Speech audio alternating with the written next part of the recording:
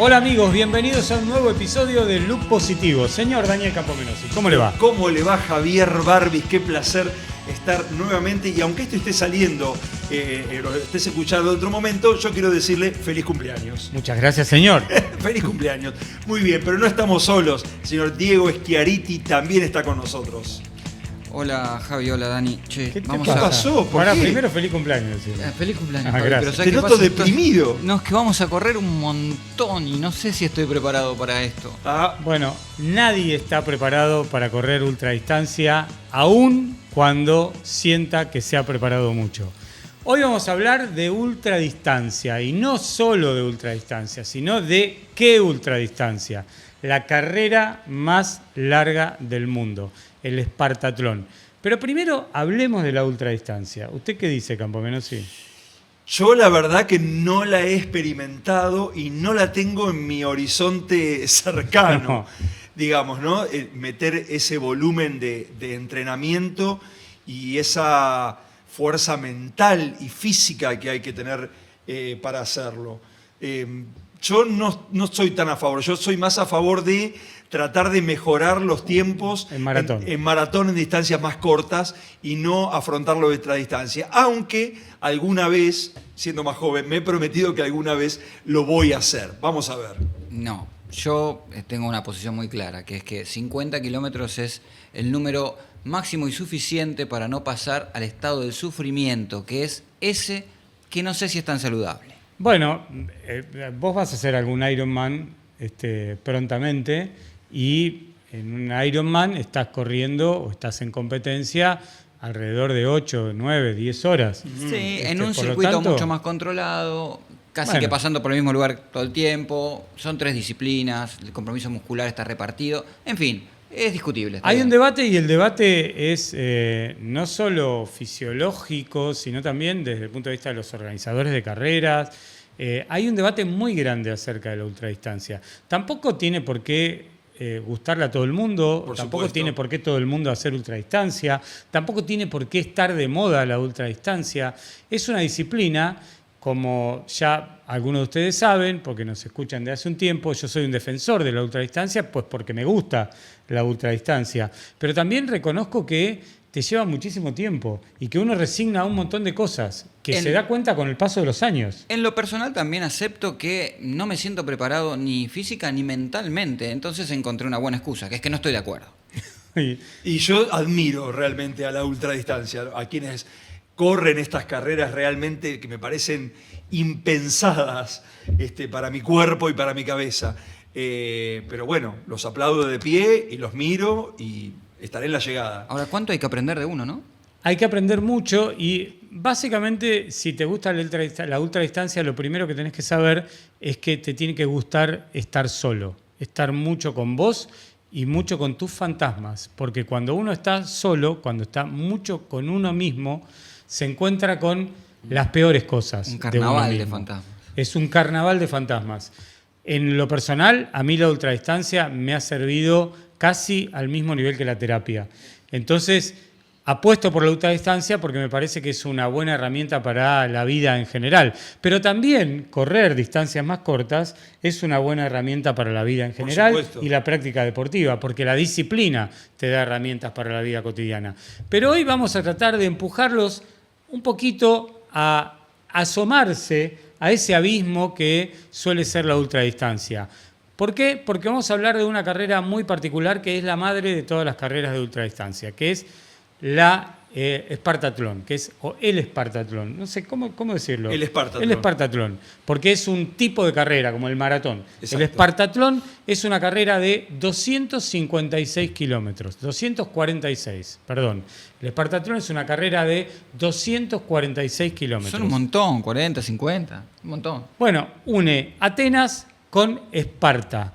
¿Por qué une Atenas con Esparta? Porque se supone que allá por el año 490 a.C., los atenienses estaban casi sucumbiendo frente a los persas que iban a invadir Atenas.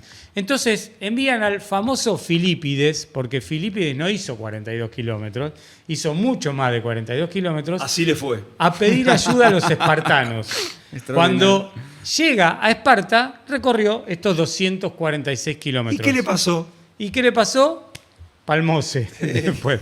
Pero todo el mundo recuerda ese camino de Filípides porque gracias a eso los espartanos acudieron en ayuda de los atenienses y entonces pudieron derrotar al imperio persa en las playas, en la costa de una ciudad que se llama, y entonces se llamaba también, Maratón. Por eso apareció esta leyenda del maratón y bueno, cuando tuvieron que hacer la primera carrera de maratón, la distancia que daba 42 kilómetros y 195 metros que llegaba al Palacio de Buckingham, el primer Juego Olímpico, bueno, el maratón tuvo esa distancia de 42 kilómetros y 195.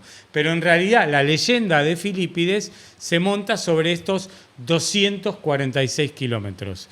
Un montón ahora y hace 2500 años. Es interesante porque uno repasa la historia del soldado espartano y era una historia bastante compleja. Desde muy jóvenes se recluían en centros de entrenamiento donde eran sometidos a estrés físico y mental de altísimo compromiso.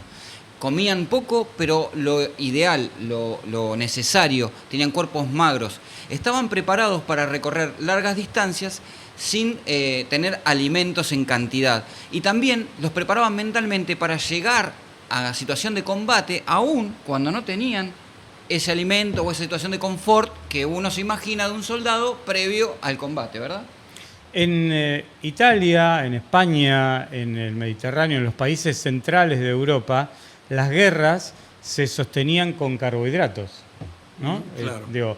El pan era algo, el trigo, el pan era algo que los ejércitos usaban como combustible en las batallas. Qué suerte que en esa época la celiaquía no existía. No existía, o si Tremendo. existía no lo sabían. No lo sabíamos. No lo sabían, o se morían y no se enteraban. Pero, perdón.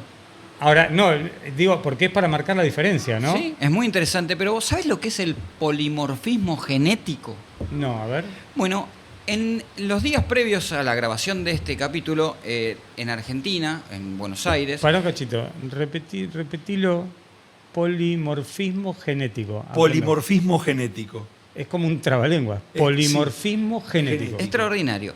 ¿Recuerdan la historia de la mujer que descubrió que no era hija de sus padres, de los padres que la habían criado, y haciendo un estudio genético llegó a la conclusión, y con un grupo de abogados que le ayudaron, a que había sido cambiado en la nursería, en la maternidad del hospital italiano? Una historia muy famosa aquí en Buenos Aires en los últimos meses. Bueno, el estudio genético con el que inició ese recorrido tiene algo de esto que llamamos poliformismo genético.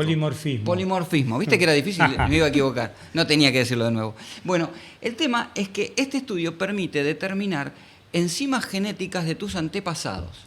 Entonces, saber, por ejemplo, si tenés 32% de componente sirio-libanés o 15% de componente italiano. De esa forma uno podría saber, y estos son los estudios que se están haciendo en el altísimo rendimiento, poder saber qué componentes alimenticios son los que tu cuerpo, en base a tu historia genética, pueden ser mejor asimilados para darte más energía en una competencia deportiva, por ejemplo. ¿Y eso cómo podría ayudarte en la ultradistancia? Bueno, si vos sabés que en tu genética la absorción de las grasas o la absorción de los hidratos de carbono o la absorción de la glucosa en tanto glucógeno es más apta en tu cuerpo, entonces vas a conducir tu alimentación en ese sentido y vas a repartir las cargas alimenticias para que tu tanque de nafta esté bien alimentado con el alimento correcto. Vamos a poner nafta super cuando corresponde o nafta común en el caso de que tu cuerpo la asimile mejor. Ese polimorfismo genético no es algo nuevo tampoco, es algo que se investiga desde hace un tiempo. ¿Te acordás, Dani, cuando hicimos aquel documental En búsqueda del Homo Runner? Bueno, allí la Universidad Maimónides estaba generando un banco genético de América para registrar qué tipo de ADN teníamos los americanos, ¿no? Y qué componente de ADN tenían los americanos actuales, y de dónde provenían, si provenían de Europa, de África, de los americanos originarios, y hubo un dato muy sorprendente, que es que tenemos un altísimo componente de ADN africano, los americanos. Por lo tanto, ahí hay una búsqueda probable a la hora de tratar de determinar hacia dónde nos lleva nuestra genética para hacer deporte. La tecnología, la biogenética, la información de la tecnología nos da un montón de herramientas. Ahora, Javi, ahora, Dani, nos fuimos por las ramas si mal. no entrenás, No, esto por no va a supuesto. tener sentido. Es decir, nada te va a garantizar llegar a un éxito como este que vamos a contar ahora. Así Pero que, ya saber que tengo algo en la genética de africano me pone Claro, muy contento. porque- Cuento una anécdota muy cortita. Ayer estaba mirando el maratón de Boston, que estaba el querido amigo Dani Arcucci transmitiendo. Ahí Frida te dice que ella también. Y le mandé un mensajito, le digo, cuando sea grande quiero ser africano. Pero bueno, ya veo que algo tengo. Ya sos genial. Bueno, Ya soy que... Sí, mirá. antes de ir a la nota que nos compete, veo que el fin de semana estuviste mirando maratón. Sí, No por miraste supuesto. ningún otro deporte. No, y ensayando mucho. Claro. No, sí, me bueno, imagino. chicos, no, River Boca, no empecemos. Bueno, para ir a nuestro invitado del día de hoy, vamos a redondear esta historia del Espartatlón que empezamos a contar, porque ya les contamos que esto se originó en el año 490 a.C., pero la carrera no se originó ahí. La carrera se originó en 1983. ¿Por qué? En 1982, cuando un grupo de británicos se decidieron a hacer esta experiencia, lo hicieron basada en la crónica que había generado un antiguo cronista o historiador griego contando la batalla de Maratón, que se llamaba Heródoto. Ese antiguo cronista, historiador griego, trazó la ruta y estos británicos hicieron la misma ruta en 1982. Tardaron los tres entre 30 y 40 horas. Al año siguiente decidieron hacer una carrera. En 1983 empezó a desarrollarse el Espartatlón, 246 kilómetros, 75 puestos de control y 40 horas como máximo para poder llegar a completarla. Y no es en el llano. Y no es en el llano, tiene mucha altimetría, va por la costa en muchas ocasiones, se suben y se bajan montañas. En esta ocasión corrieron, como en todas, 400 corredores. No aceptan más, tenés que postularte, tenés que tener marca mínima y después, mejor dicho, vas a un sorteo. Por eso vamos a hablar con Marcelo Millán, el hombre de Santa Rosa, nacido en General Villegas, que hizo el Espartatlón en 33 horas 18 minutos, Wow. Yo ya estoy cansado. 246 kilómetros. Tiene muchos antecedentes de ultradistancia, pero mejor, lo cuenta Marcelo Millán, Vamos corriendo. vamos corriendo. Bien, amigos, y como dijimos, estamos con Marcelo Millán, que está en Santa Rosa, en su Santa Rosa, que es el lugar que lo ha adoptado. Él nació en General Villegas, como ya lo hemos contado. ¿Cómo estás, Marcelo? Gracias por atendernos y por este ratito con Luz Positivo. ¿Qué tal? ¿Cómo andan? Buenos días, Diego. Buenos días, Javier. ¿Cómo va? ¿Cómo están ustedes? Bien, Daniel, bueno, aquí charlando de la ultradistancia y de esta epopeya que ha sido tu Espartatlón. Si tenés que empezar a contar cómo fue esta edición que hiciste hace unos meses en Grecia del Espartatlón, ¿por dónde la empezarías a contar, Marcelo? Y la verdad que primero la empezaría a contar por la clasificación, porque lo duro de Esparta es poder clasificar, poder obtener marca. Para ir a Esparta se necesita tener una cierta marca, no se va porque sí, sino es por mérito. Así que bueno, lo primero que se me puso en la cabeza era mejorar mis marcas, tratar de clasificar. Y a partir de ahí, bueno, vino todo este sueño que fue muy loco, que era empezar a entrenar ya cuando había quedado clasificado, que me avisan que quedo clasificado. La locura era ponerme de acuerdo con mi familia porque sabía que me iba a demandar muchísimo tiempo de entrenamiento. Y bueno, ahí fue cuando empecé esta locura de entrenar tanta cantidad de horas que fue brutal, ¿verdad? ¿Cuál es esa marca, Marcelo, a la que hay que llegar? En 12 horas hay que tener 130 125 kilómetros en 12 horas, estamos hablando, para poder acceder a presentar la solicitud y de ahí vamos a sorteo, porque les quiero recordar que Esparta solamente acepta 400 invitados, nada más.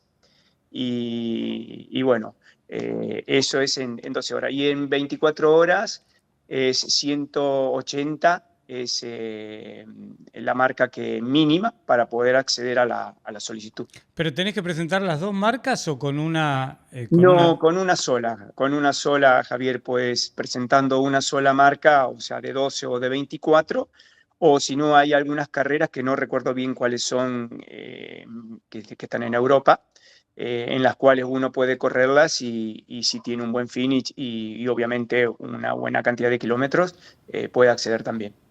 Vos sos un corredor experimentado, pero yo quiero preguntarte cómo es ese momento, a pesar de tu experiencia, en el que decís, voy a correr esta carrera. Tiene que haber una charla íntima entre vos y vos para decir, voy a afrontar esto. Me gustaría saber cómo encarás esa charla con vos mismo, esa reunión con vos mismo.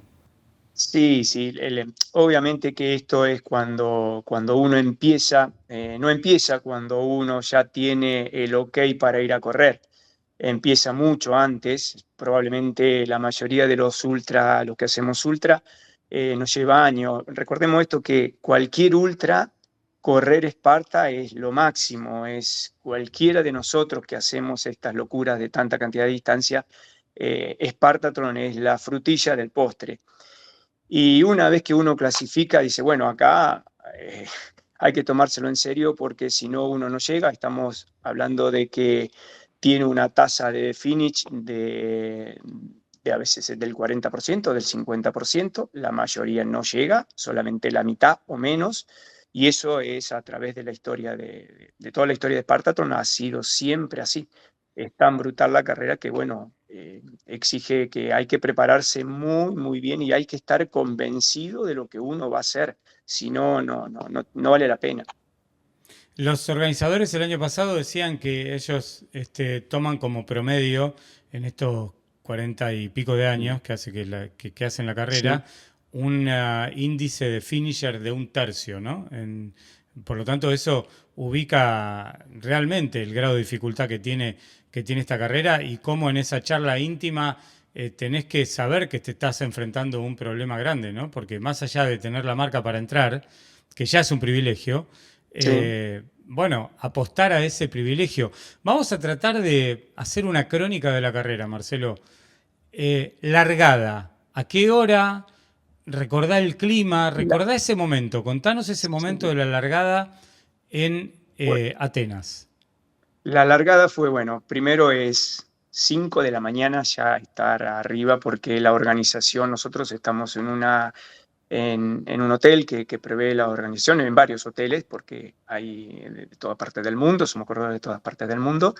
Y bueno, ya a las 5 de la mañana ya nos tenemos que levantar, a las 6 desayunar, obviamente, y a las 6 de la mañana, porque son muy estrictos en cuanto a la organización, 6 de la mañana estamos viajando porque nosotros estamos retirados de la Acrópolis donde realmente se larga, que es a las 7 de la mañana, y entonces a las 6 de la mañana emprendemos el viaje hacia la Acrópolis y a las 7 estamos largando, 7 puntual.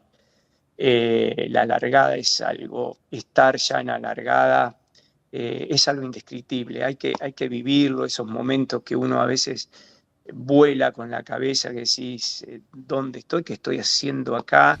Y es una satisfacción tan bonita, tan linda. Y bueno, y largar, después ya estar largando, yo largué como la gran mayoría, llorando como un chico, porque realmente la emoción de ese momento fue impresionante. Si lloraste en la Y largada, bueno, no quiero saber en el kilómetro 30, 40. ¿cómo? Si lloraste en la largada, digo, no sé cómo será el kilómetro 100. No, ya en el kilómetro 30 iba, ya no iba llorando, ya estaba en clima ya de competencia. Pero después lloré, obviamente, que en la llegada es imposible no acordarse todo lo que uno ha vivido es Pará, también. no vayas todavía Claro. a a No la me voy a... llegada. Quedémonos, porque me imagino que hay algunas cosas para contar de la largada también.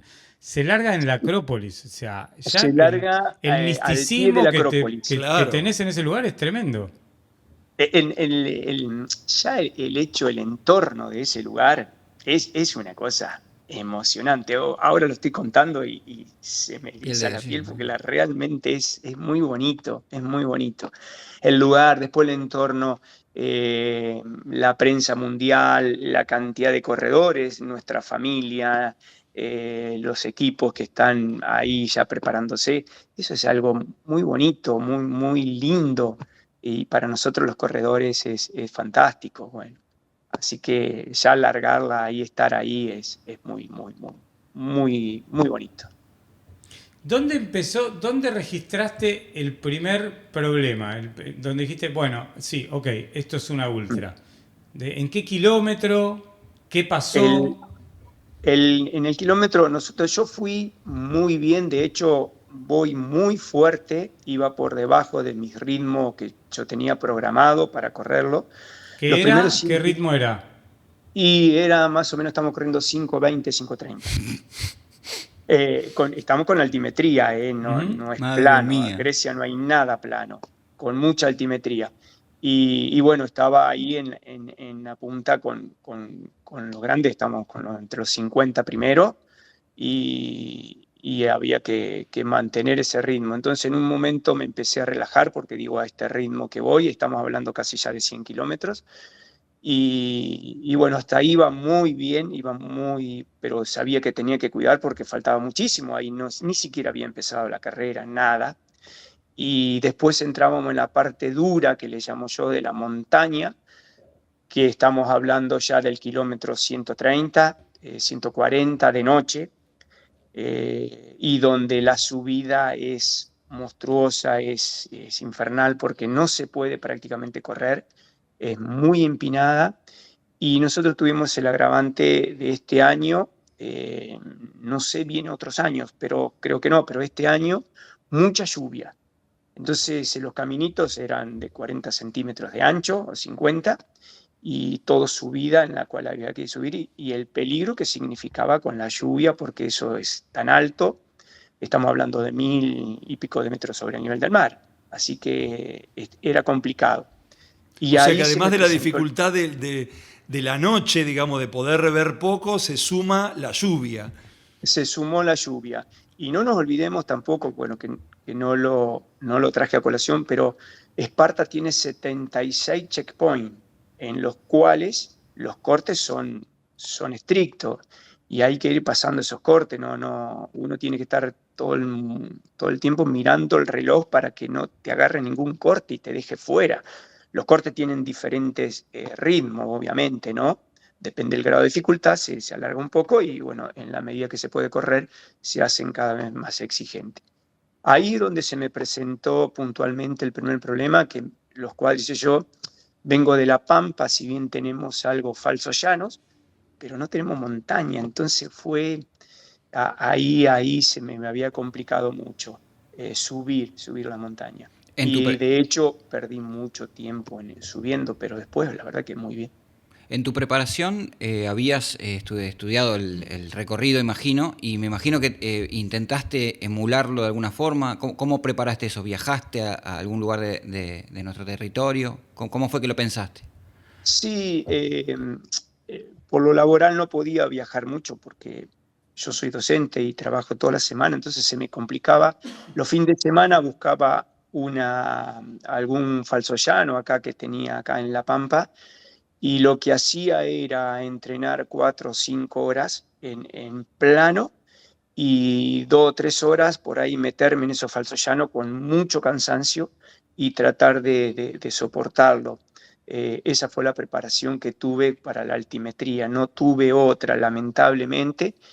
Obviamente que si vuelvo a clasificar, eso es un punto a tener en cuenta porque es Ujú. lo que me jugó en contra. Lo demás, nada me jugó en contra porque yo iba con mucha cantidad de kilómetros, hice una preparación muy bien en cuanto a kilómetros, así que en eso estaba muy bien. Pero el tema de la altimetría Yo lo había trabajado con gimnasio y todo, pero bueno, no es, obviamente, como ustedes sabrán, no es lo mismo el gimnasio a entrenar directamente en la Y montaña. carreras previas hiciste? Tipo, no sé, has corrido el K42, el Gran K, digamos, para meter altimetría. En Eh, ese periodo de entrenamiento. el año 2025, fue el año pasado, no hice ninguna. Directamente entrené, empecé prácticamente en diciembre a entrenar y directamente me fui con el entrenamiento que había preparado para Esparta. No hice ninguna otra carrera previa. Había averiguado y algunos corredores como Almirón, por ejemplo, lo nombro, que lo traigo a colación, que es un atleta impresionante, y él me había dicho, mira, Marcelo, dice, yo cuando voy a correr Esparta no la preparo, y fue un poco él el que me fue guiando, porque cuando uno va por primera vez, obviamente que tiene muchos miedos y muchas incertidumbres, y en el caso mío yo recurrí a él, perdón, y a Sandra Rolón, que es otro referente de Argentina, para que me ayudaran en esto, digo, a ver cómo, y ellos me decían, mira, nosotros no corremos muchas carreras antes, o no corremos ninguna directamente, y bueno, yo me basé un poco en eso. Hoy en día que ya la corrí, creo que haría altimetría, e iría a correr una o dos carreras cortas, pero con altimetría. Marcelo, volvamos al punto donde quedamos, que es el Monte Parteñón, ahí donde Partenio, sí. te agarró la lluvia y el frío y esos senderos de 40 centímetros. ¿Hubo dificultad mental ahí? ¿Esa fue el primer muro mental que tuviste? Porque me imagino que No, el muro físico eh, arranca por ahí antes y lo pasás varias veces y en cada checkpoint como que hay un reseteo. ¿Qué pasó ahí con esa dificultad que es la primera que vos señalás? sí, yo para que ustedes tengan una idea, los checkpoints los fui pasando muy bien. De hecho, llegué a estar con 3 horas, iba sobrado a favor, ¿no? Entonces iba muy bien. A mí los checkpoints no me hicieron la cabeza, no me hice nunca la cabeza, estuve muy bien, mentalmente muy bien. Y no tuve problemas, sí tuve problema cuando bajo el monte acá, que lo empiezo a bajar, que los dolores de cuádriceps fueron terribles. Y entonces, en la medida que iba avanzando, porque después uno baja, pero sigue subiendo, bajando y no se termina más hasta prácticamente llegar a Esparta, que son los últimos kilómetros. Y lo fui llevando bastante bien. Lo único que tuve en algún momento como mental, de decir, che, acá me está pasando, y lloraba por el dolor de los cuádriceps, que tenía miedo a desgarrarme. Digo, que no se vaya a desgarrar porque si se desgarra me deja fuera de la carrera, si se desgarra un cuádriceps, bueno. Pero después prácticamente me resultaba más fácil correr subiendo, que la mayoría lo hace caminando, y en las bajadas por ahí, perdón, en la subida la gente lo hace caminando y en la bajada lo hace corriendo. Yo hacía al revés. En las subidas trataba de correr pasos muy cortitos porque no me dolía tanto el cuádriceps, pero en las bajadas era un parto, porque la verdad es que me costaba mucho. Y ahí era un ritmo muy difícil, que me costó hasta acomodarme los últimos 30, 40 kilómetros, que ya después ya cuando sabía que ya estaba dentro de los límites de tiempo para poder llegar bien, la cabeza te juega otra cosa, ¿no? Y el dolor, uno ya va soportando tanta cantidad de dolor bueno, queda a un segundo plano. Yo por suerte no tuve problemas estomacales, que la gran mayoría los tiene.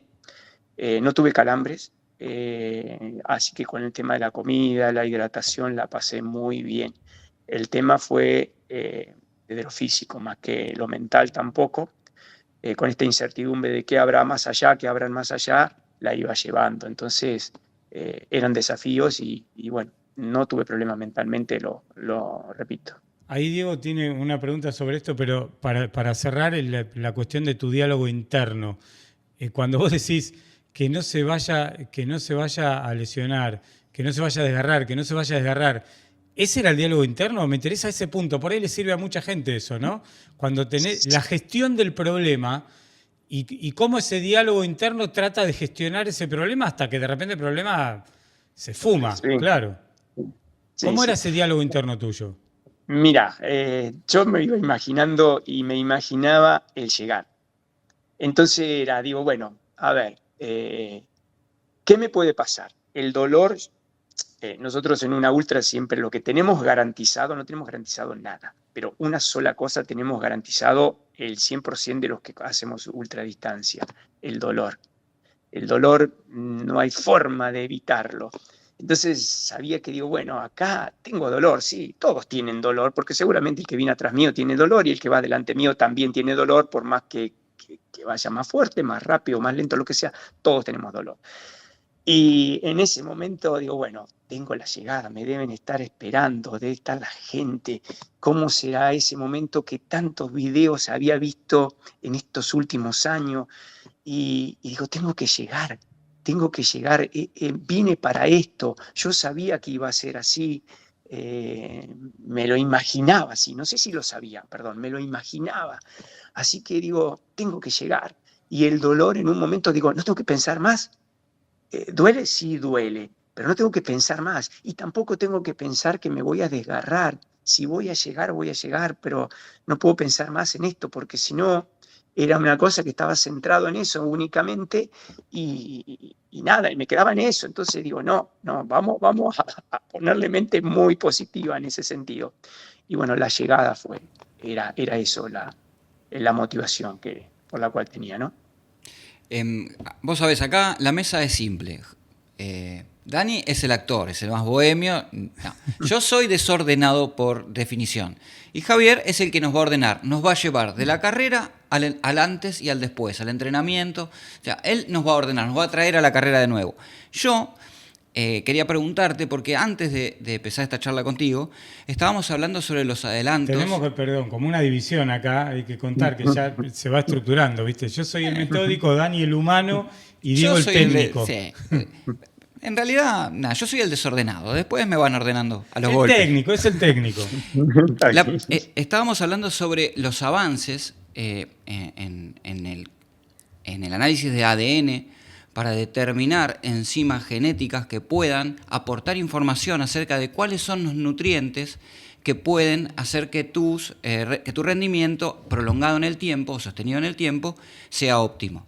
Yo no sé cuál fue tu estrategia para pensar tu alimentación en carrera, si estuviste investigando, porque imagino que además de la experiencia extraordinaria que te trajiste, lo que has aprendido de vos tiene que haber sido extraordinario y te queda para toda la vida, digamos, y esto te desafía para lo que viene. ¿Cuál fue tu estrategia? ¿Qué plan usaste para determinar con qué alimentarte en carrera? Bueno, yo también soy muy estructurado en cuanto a las carreras. De hecho, corro pocas, me cuido mucho y tengo un equipo detrás. En este caso, el nutricionista fue fundamental y también si se quiere, una experiencia en la ultra que fui probando diferentes alimentos para ver qué me caía bien. Pero qué me caía bien no cuando llevaba 1 hora, llevaba 2 horas, sino cuando llevaba 4 o 5 horas, cuando llevaba, qué sé yo, 8 horas, 10 horas, a ver qué era lo que me sentaba bien, qué tipo de gel, cómo combinar los geles, porque también es una combinación de cosas, porque uno no puede llevar siempre el mismo sabor de gel o llevar geles sin sabor. O que todo sea dulce, ¿no? Que todo sea dulce todo el tiempo. Exactamente, porque llega un momento en cual el estómago, son tanta cantidad de horas y es tan brutal la prueba, es tan brutal en cuanto a altimetría, en cuanto a rendimiento de ritmo y bueno, todas estas cosas que hacen que uno tenga que probar todo. En el caso mío, yo fui muy ordenado. Mi nutricionista me dijo, mira, hasta los 80 kilómetros vamos a tratar, 80, 100 kilómetros, de ser ordenadito con todo. Y yo fui pero súper prolijo, tal cual iba mirando mi reloj y me decía, bueno, acá tengo que tomar tal cosa, acá la pastilla de sal, acá los aminoácidos, una sola cosa que me resultó, que lo tuve que corregir en el momento, que me di cuenta a través de la experiencia que me pasó con el tema de la sal, por ejemplo, lo traigo a colación porque le va a servir seguramente a gente que va a correr Esparta. Esparta llegué a tomar 3 cápsulas de sales por hora. Ah, bueno. Había mucha humedad, ¿no? muchísima humedad, mucho calor de ponernos hielo en la cabeza por todos lados, porque el calor fue terrible. Estamos hablando del Mediterráneo, que casi siempre hace calor, y a la noche un frío terrible, frío de... Una anécdota, ¿no? Me salgo un poco del tema. No podía ni cambiar las pilas de la linterna del frío que tenía. Ah, La bueno. noche. Y de día teníamos un calor terrible. Y decía, pero ¿cómo? Mucha amplitud térmica. Entonces, bueno, gestionar esto, vuelvo al tema de la alimentación, para no irme. Fue gestionar eso. Yo llevaba, mi nutricionista habíamos hablado que se hacía 35 grados más o menos, de ahí un poquito más, tenía que tomar 2 pastillas de sal o ya llevarla a 3. Si pasaban los 36 grados, llevarla a 3 pastillas. No llegamos a 36 grados, iba con 25 grados y ya tenía un calor terrible y empecé, digo, no. Y sentí en el kilómetro 50 y pico una especie de, digo, acá me está pasando, me conozco mucho, y digo, acá, ¿qué me está pasando? Y me di cuenta de las pastillas de sal. Reforcé la sal y fui fantástico hasta la noche, que a la noche, a partir de la 1 de la mañana, 2 de la mañana, empecé a tomar 2, porque ya hacía mucho frío, ya no la pérdida de agua no era tanta por calor, y bueno, empecé con 2. Y después cuando empieza a amanecer, vuelta hasta el final, 3 por horas. ¿Con qué Y volumen de agua por hora? líquido. Iba con medio litro de agua, estamos hablando a partir de los 100 kilómetros, medio litro de agua, de líquido, perdón, 250 de isotónica y 250 de agua. ¿Por Más hora? las pastillas. ¿Cómo? ¿Por hora? Por hora, por hora. Todo eso Más supone, el gel y bueno, todo lo demás que venía consumiendo, ¿no? perdóname Pero que en te líquido interrumpa, era medio litro de agua, trataba de ingerir medio litro de agua por hora. todo eso supone Por una hora. fatiga neural interesante, ¿no? De tener que pensar todo el tiempo que tengo que comer, que tengo que tomar, que tengo que doblar, que tengo que seguir, que tengo que llegar, que tengo que mirar el reloj. ¿Cómo gestionaste eso? Eso yo llevaba, había plastificado, corrí con un chaleco, y bueno, por eso soy muy ordenado, y creo que ahí estuvo la clave, porque de la Legión Argentina hubo muchos con problemas estomacales. Yo no tuve nada, pero nada, ¿eh? Llevaba como si fueran unas cartas que me la había hecho, y donde en lo cual tenía, a tal hora tengo que tomar tal cosa, a tal hora, perdón, a tal hora no, a tal kilómetro tenía tal cosa, en tal checkpoint que iba a ser el kilómetro 150, 180, y tenía que consumir esto, lo otro. Y bueno, entonces lo había plastificado porque el tema del agua, cuando me mojaba, yo sabía que se borraba todo, entonces plastifiqué eso y sacaba la libretita, el machete que llevaba y digo, acá estoy en el 150, me toca esto. Y bueno, en este caso mi señora y mis cuñados, que fueron los que me asistieron, porque yo fui con la asistencia, ellos ya me tenían preparado en los puestos, cargaba, era como los autos de carrera, cargaba todo y ya seguía. Y después miraba mi machete, que era lo que me tocaba. Y así lo fui llevando durante toda la carrera. Es una logística importante la nutrición, que no hay que olvidársela porque de ahí depende también el resultado de ser finish o no. Supongo que hiciste la cuenta de cuántos carbohidratos por hora fuiste Por consumiendo. supuesto. Sí, sí. La cuenta la llevé, por ejemplo, hasta los 150 kilómetros, 160, llegué a consumir entre 50 y 60 gramos de carbohidrato. Y después, a partir del 150 kilómetros, que ya estábamos en la montaña de noche y empezamos después al otro día a bajar, me costó ingerir eso. Y creo porque en algún momento ingerí un poquito menos, habrán sido 40, 50 gramos de carbohidratos hora, hasta finalizar. En algunos tramos de la carrera antes de los 100, debo haber estado llegando a 65 más o menos y en algún promedio 70. Que por suerte lo pude tolerar, porque Claro. al principio uno lo puede tolerar, después ya no, ya después se torna muy difícil, muy, muy difícil. Y Marcelo, ¿cómo es la seguridad en la carrera? Porque una carrera como esta, de ultradistancia, pero además tan extrema, imagino que debe tener una seguridad muy especial porque, nada, los corredores se exponen realmente a riesgos muy grandes. ¿Sentiste que era una carrera segura? Sí sentí en el monte, cuando empecé a subir ahí en el monte, ahí me dio un poco de miedo porque el agua que bajaba y cuando vi el precipicio que tenía, realmente ahí te da mucho miedo. No sé si yo tuve justo la mala suerte de que se largó a llover, pero sentí miedo ahí. Y después cuando subimos, obviamente que la bajada también es tan extrema, es muy dura, y me tiré bien contra la montaña porque tenía miedo, digo, si me desbarranco acá no la cuento, y ya me lo habían comentado de esto, gente de la Legión Argentina que había ido años anteriores, me habían comentado ese problema. Entonces me tiré bien sobre los filos de la montaña porque tenía miedo que el agua, digo, me haga patinar y caiga. Si me caía en un precipicio de eso, no la contás. ¿Y la Porque uno, organización tiene ahí puestos para socorrer en el caso de que sí, pasara algo? sí, la organización tiene puestos con paramédicos. En todo momento en la carrera hay puestos en los checkpoints que estamos hablando.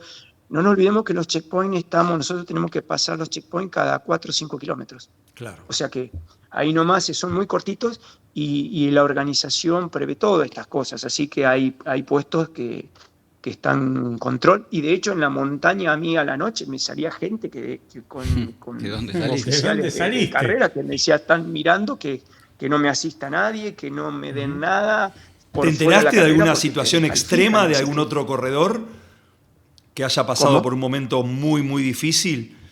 Vi en un momento un japonés que estaba contra la montaña, que no sabía qué le había pasado, pero tenía mucho sueño. Vi gente con mucho sueño. De hecho, yo corrí con un Bonizoni, que es un corredor de Argentina, que corrimos parte de la carrera, y él iba con muchísimo sueño, mucho sueño. Y este japonés que lo traigo nuevamente a colación, en un momento lo vi que estaba tan dormido, lo quise ayudar, pero bueno, él era flaquito, más flaco que yo y más chiquito, pero no tenía ni fuerza.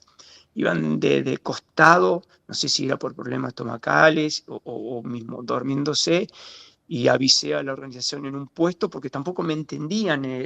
Hablar inglés ahí es griego y no te entienden mucho, así que era todo por seña, que se venía durmiendo y fueron a socorrerlo. Hasta el día de hoy no sé qué pasó con ese japonés que encontré, que la verdad que me dio mucha pena y me asusté bastante cuando lo vi. Detalle al paso, hablaste del sueño. ¿Cafeína cuánto consumiste? A la gente que corre ultra por ahí le interesan estas cosas. La cafeína consumí 50 gramos, iba consumiendo por gel, que estamos hablando de 50 gramos por hora. Sí. A partir Javier, eso a partir del kilómetro 100 más o menos, ahí empecé con la cafeína, no antes, no empecé antes. Es más, estoy hablando de 100, pero estoy imaginándome en este momento a partir del 120, creo que empecé con la Pero cafeína. siempre a cafeína en el gel, nunca reforzada con cápsulas. No, Javier, yo eso no lo había probado, Ujú. entonces, o sea, lo conozco todo, pero en ese tipo de carrera no lo había probado. Fui con geles con maltodextrina y la verdad, con otros componentes que no solamente eran carbohidratos, pero por hora fueron 50 gramos de miligramos, perdón, de cafeína, por hora. Imagino que ya a esta altura todos, oyentes y nosotros, estamos pensando en qué momento sentiste que estabas terminando la carrera. ¿Cuánto antes de esa llegada en Esparta, me imagino que ya dentro de la propia ciudad de Esparta, pero cuántos kilómetros antes del final? Y primero me la imaginaba en el sueño, y digo, a ver, igual al sueño que yo tuve. Y bueno, sí, fue más linda todavía que el sueño. Eh, no, Javier, esto fue, a ver, en el kilómetro 40, ya faltando 40 kilómetros, 50 kilómetros, que ya empezamos a prácticamente de día y empezamos a bajar de la montaña, ya obviamente en Esparta. Ahí ya miraba el reloj y decía, bueno, ya estoy, tengo que mantener esto. Y me dediqué a conservar y a mirar un poco, porque al principio fui un poco asustado y la verdad que lo que vi al costado no sé qué pasó, no sé qué había, porque no pude mirar mucho porque, bueno, el rigor de la carrera, quizás las ansias de llegar, la mochila que tenía por llegar, por mis amigos, por mi familia, por mi señora, mis hijos que habían apostado mucho a esto. Entonces era una mochila muy grande que uno dice, bueno, no la quiero llevar, pero obviamente que la tenés que llevar. Y cuando veo que ya faltaban 50 kilómetros y digo, no, acá voy bien, me siento bien, un poco los cuádriceps, pero como te decía anteriormente, me había olvidado de esto y el horario que veo que iba bien, digo, bueno, ya está, acá llego y esa parte la disfruté. Y ni hablar de la llegada. La Antes, llegada es antes, otro de, capítulo. antes de cruzar la meta, que yo sé que Javier le va a dedicar un momento especial a eso. ¿Sabes qué? Yo tengo un amigo, Eduardo, le mando un abrazo grande. Él corrió un Ironman full en Texas, con muchísimo calor. Y dice que uno de los momentos que nunca va a olvidar fueron los 25 kilómetros que corrió charlando con su padre. El problema es que su padre había muerto casi 15 años atrás. Te pregunto, digamos, porque siempre que hablamos del tema es como un flash esa situación. Tuvo alucinaciones demasiado presentes, demasiado vívidas. Si vos tuviste algún pensamiento, no necesariamente llegando a ese nivel, pero que recuerdes y que te hayas reído, o algún pensamiento que no vas a olvidar durante el trayecto. Sí, a ver, uno a veces se tiene que salir un poco de la carrera. Lo que hacemos ultra nos salimos porque si bien vamos con el reloj por los cortes, pero cuando uno va bien, en este caso como era el mío, que iba bien, iba bien con los tiempos, en algún momento pensaba en mis amigos, en mi familia, en mis hijos. Entonces, en las cosas que me iban, que anteriormente habían pasado, ¿no? Entonces, tratar de olvidarme un poco esto de la carrera. Y bueno, y eso hace que te lleve. Yo no llegué a tener ninguna alucinaciones, pero los recuerdos sí, porque los recuerdos son muchos y es parte de la estrategia para poder llegar, es parte, no hay que olvidárselo a eso. Los amigos, la gente que te está apoyando. Entonces, hace que con todo ese complemento uno pueda llegar bien, ¿no? Bastante bien, y se olvide de los dolores previos, porque esto cuando uno llega, te olvidas de todo. Pues sí, la sufrí, la padecía la carrera, pero en el momento que llegás, al rato te olvidas de todo. Yo cuando llego a Reu, que ahora me adelanto, cuando llego fue una sensación inexplicable. Me largo a llorar tanto, que no soy de llorar tanto, pero en el momento que llego a la estatua de Leónida, en ese momento me acordé de mis hijos, porque yo ya había pensado, digo, si llego a la estatua de Leónida me voy a acordar de los chicos. Y cuando me acordé de mis hijos, era nada, no sé qué pasaba alrededor mío, no sé qué pasó alrededor mío. Me entregaron el premio porque estaba ahí físicamente, pero no sé qué estaba pasando, porque había ido, estaba en otro lugar. ¿Hay un estado de conciencia cuando besás los pies de la estatua de Leónidas después de cruzar la meta? Porque ahí se detiene el cronómetro, ¿no? 246 kilómetros después. 246 kilómetros. ¿Te acordás el frío del bronce de esa estatua cuando besaste los pies? ¿Hay un estado de conciencia o directamente lo perdés ese estado de conciencia? En el caso mío, a ver, el estado de llegar y ver la estatua de Leónida ya es impresionante. Cuando uno va llegando, porque es una avenida muy larga, cuando entra a Esparta, de aproximadamente 1,5 kilómetros, 2 kilómetros, y la vamos viendo. Entonces, cuando vos vas acercándote, es una emoción eso. Y cuando yo llegué, en el momento de haber llegado, que beso los pies de Leónida, no estaba consciente.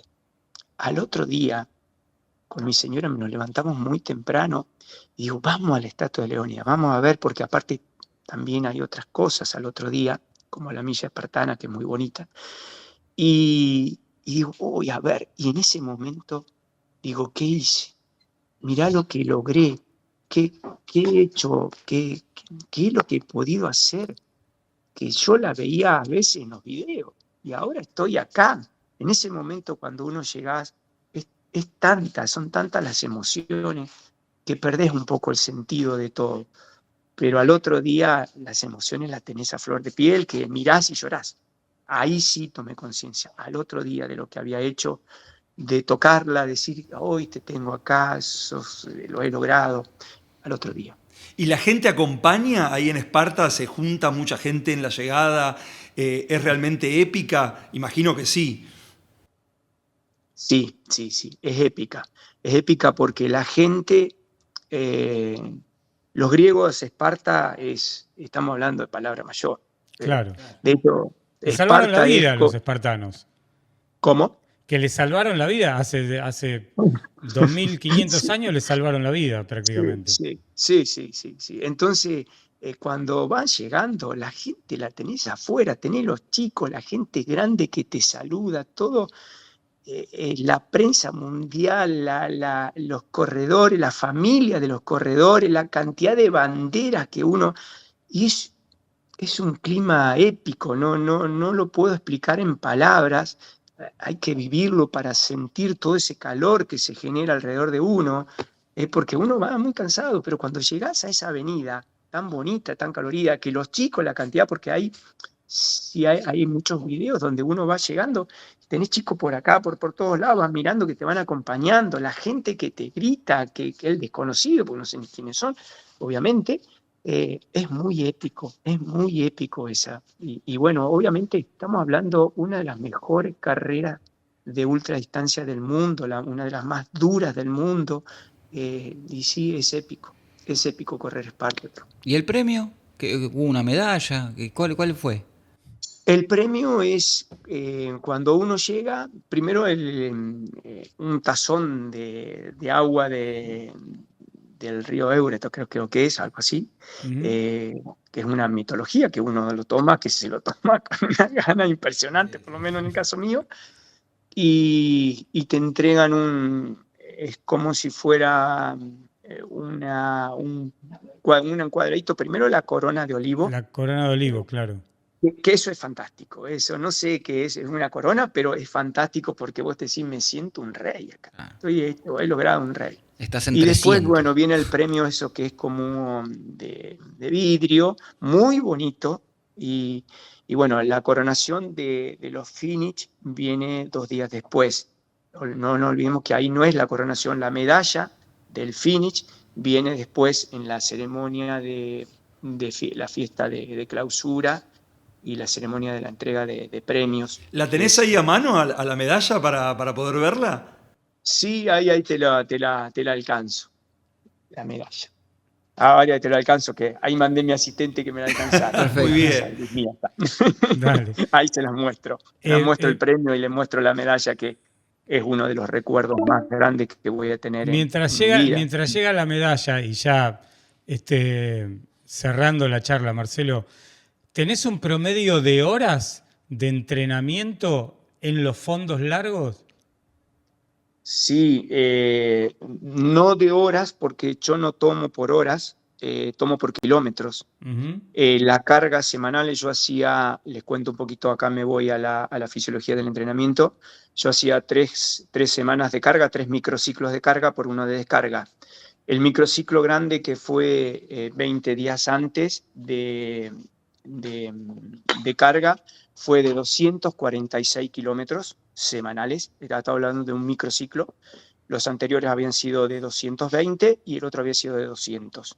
En el primer microciclo, en el segundo y en el tercer microciclo. Y después bajo a 120 más o menos, en 120, 110, las descargas que hice, ya prácticamente preparándome para el tapering. Y bueno, no, la última semana allá en Esparta corrí muy poquito porque no te lo permite, no se puede, la organización es medio difícil. Así que bueno, ¿Y así cómo fue estaba brutal. repartido en la semana ese volumen? ¿Cómo estaba repartido? Yo entrenaba todos los días, entrené todos los días, de lunes a sábado. El único día que tenía descanso era el domingo. Y, por ejemplo, tenía martes y jueves que hacía gimnasio, 1 hora y media de gimnasio bien específico. Y después del gimnasio también tenía 1 hora y media, 2 horas de seguir corriendo. y los demás días era repartido en la semana, lunes, miércoles, viernes, era 2 horas, 2 horas y media, 3 horas, y el fin de semana eran las tiradas largas que hacía dependiendo, ¿no? Dependiendo del volumen y la semana, si era en la última microciclo, en el tercer microciclo, que sería la tercera semana de carga máxima, Ujú. ahí llegué a hacer casi 10 horas de entrenamiento continuo sin parar, haciéndome todo corriendo. ¿Cuántos Esa pueblos te fue la recorrías ahí? última Porque, bueno, La Pampa es carga grande, grande. ¿no? Pero te ibas de Santa Rosa a General Pico. Sí, sí, llegué a correr acá en los pueblos de noche, toda la noche prácticamente, o iba y volvía. Y bueno, sí, fue Claro, terrible, porque eso fue es terrible. importante también en qué momento del día, ¿no? Y la cantidad de horas sumadas todas juntas y en qué momento del día para generar adaptaciones metabólicas y prevenir eventuales complicaciones. Sí, el tema del entrenamiento yo sabía que lo tenía que manejar muy bien porque yo solamente tengo a la noche para entrenar. No tengo porque trabajo todo el día y solamente a partir de las 18 horas ahí me empiezo a entrenar. Y el fin de semana, el sábado lo tenía libre, entonces a veces corría a la noche hasta la mañana, o si no me levantaba muy temprano y hacía toda la tirada y hasta que no terminaba esas 6, 7, 8, 9 horas o lo que sea, no podía volver. Entonces lo gestionaba, el fondo largo lo hacía el fin de semana. Sería más lindo repartirlos, mucha gente por ahí lo puede repartir en la semana. Yo no me daban porque no dormía, sino porque trabajo muy temprano Claro. y todo el día, estamos hablando de todo el día, tengo toda una carga horaria bastante grande, entonces era gestionarlo a la noche y lo fui repartiendo y gracias a Dios me fue bien, pero por la carga fue brutal, En todo ese fue brutal. tiempo, ¿cuántas veces y cuántas personas te dijeron que estabas totalmente loco? Todas. Todas todo el tiempo. Todas todo el tiempo y con miedo también, qué sé yo. Les cuento una anécdota, esta es una anécdota. Cuando me fui a despedir de mi madre antes de viajar, mi madre me despidió como si no vuelve más. Claro, Que vas a la Entonces, guerra. una se va a la anécdota, guerra. ¿no? Y la gente sí, la gente acá me decía, estás loco, Marcelo, ¿cómo podés correr tanta cantidad de horas? Pero bueno, Esparta te exige eso. Si uno está dispuesto a ir a Esparta, obviamente que esta locura ¿Y existe. cómo fue la llegada? Pero la llegada al El pueblo, digamos, regreso, claro. a Santa Rosa, encontrarte nuevamente con tu mamá. ¿Hubo algún festejo? ¿Hubo asado? ¿Qué hubo? Sí, hubo de todo. ¿Qué no hubo? Porque en realidad yo me había cuidado mucho, mucho, mucho. Entonces, en cuanto al nivel alimenticio y de todo. Y cuando llego, primero me voy a General Villegas, que ya me estaban esperando de ahí de algunos medios que sabían que estaba llegando. Y bueno, me esperaron y directamente ni siquiera llegué, fui a los medios de ahí y bueno, nada, y después fui a saludarla a mi madre y a mi familia que tengo ahí. Volví, Y mamá, bueno, volví de la guerra, y fue. volví y estoy vivo, así que bueno. Y después, ahí nomás, estuve unas horas ahí en Villegas, dormí un ratito porque venía un poco cansado. Y, y de ahí emprendí el viaje hacia La Pampa, que tengo más o menos 300 kilómetros. Y acá ya me estaban yo no sabía nada, en complicidad con mi señora y mis amigos y la gente de la ciudad, me estaban esperando en la entrada de Santa Rosa, así que una caravana por la ciudad y bueno, eso fue también muy Y emocionante, esa cosas medalla que al nunca pecho, me voy a imagino que olvidar. estaría La ahí. medalla, ahí la tenés, ¿te trajeron la medalla? Tengo la medalla, acá está Mirá, la qué famosa medalla preciosa. Levantala un poquito. de Esparta, ahí la Ahí ven, está. la pueden ver ahí. Sí. ¿Ese es el gran Filipides?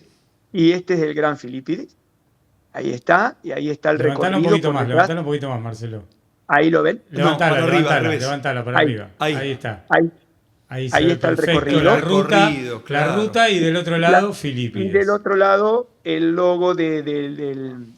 Y les voy a mostrar, miren, esto es lo que me dan cuando llego a la Estatua de Leónida. No sé si lo alcanzan a ver. Levantalo un poquito A la también. altura de tu cara. Levantalo a la Ahí, altura de tu cara. Ahí está. Impecable. Ahí. Impecable. Es como Ese es la- el trofeo de Y vidrio. atrás, bueno, una inscripción de lo que significa Esparta. Para la gente que está escuchando, contamos que es un trofeo hecho en vidrio y con En colores vidrio, sí, ahí naranja y lo celeste pongo de con costadito, en vidrio. siluetas de espartanos, ¿no? Espartanos, exactamente.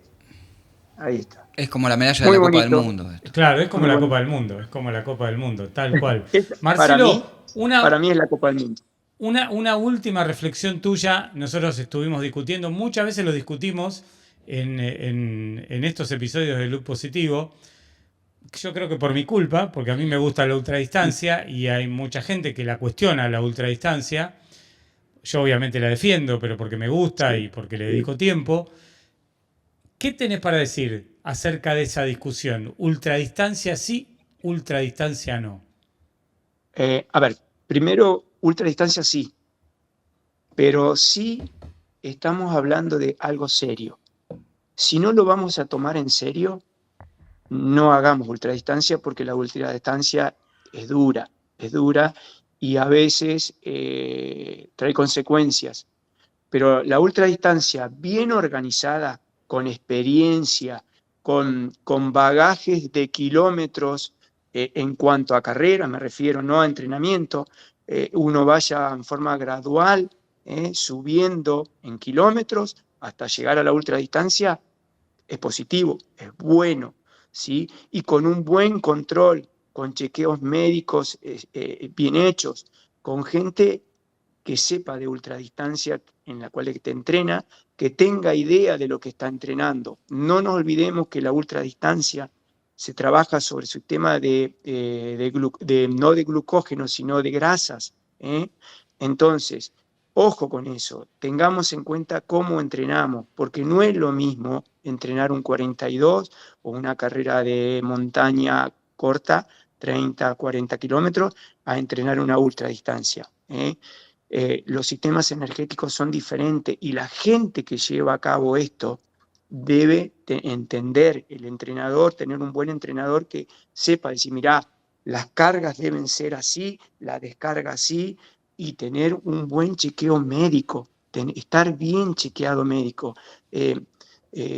Con cosas de última, hoy tenemos chequeo de análisis, ¿sí? De orina, de sangre,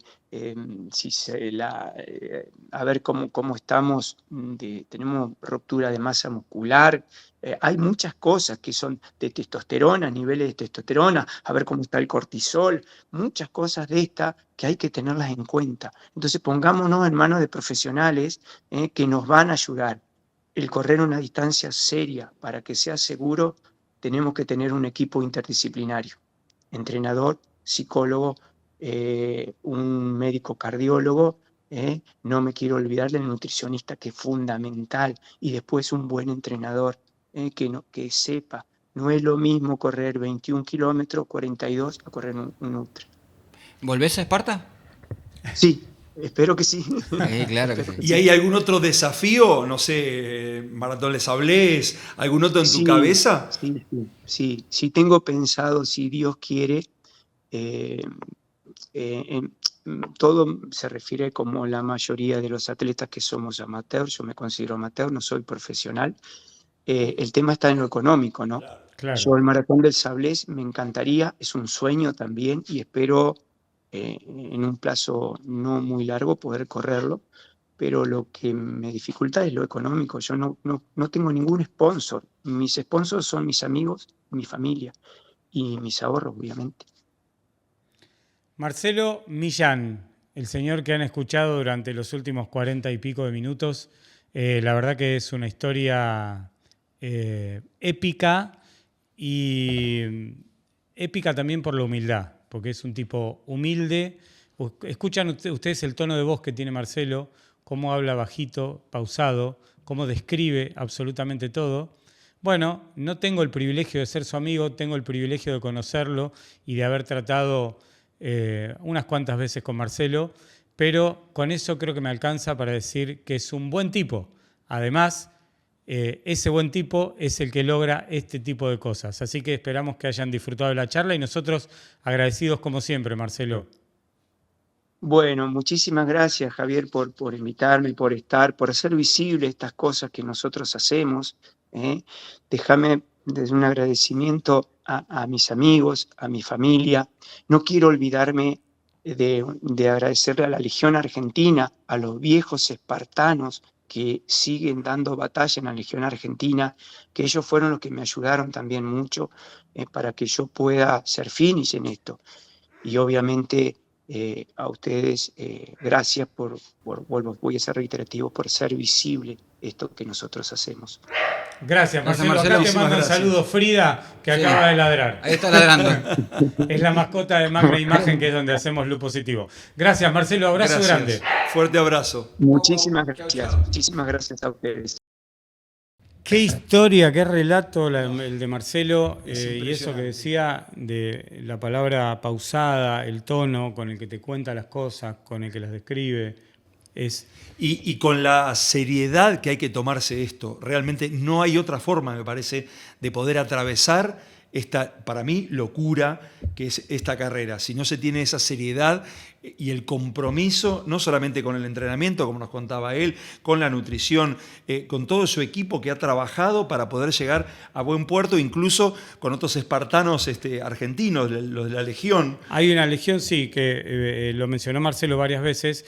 Hay una página de internet que se llama Legión Argentina Espartatlón, legionargentinaespartatlón.com.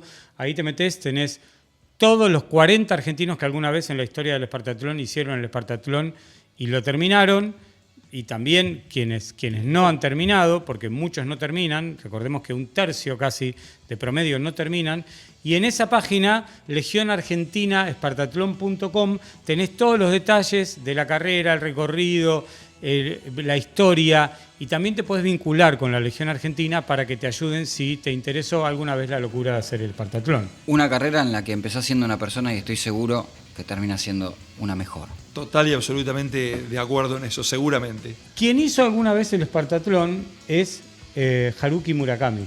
Exacto, Usted tiene mira, el libro ahí. justamente lo el tenemos. libro que se seguramente, llama ¿De qué hablo cuando hablo de correr? Seguramente un libro que ustedes conocen, es muy de cabecera para muchos corredores. Si no lo leyeron, hay que leerlo. Hay que leer este libro.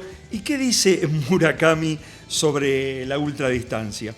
¿Has probado alguna vez correr 100 kilómetros en un día?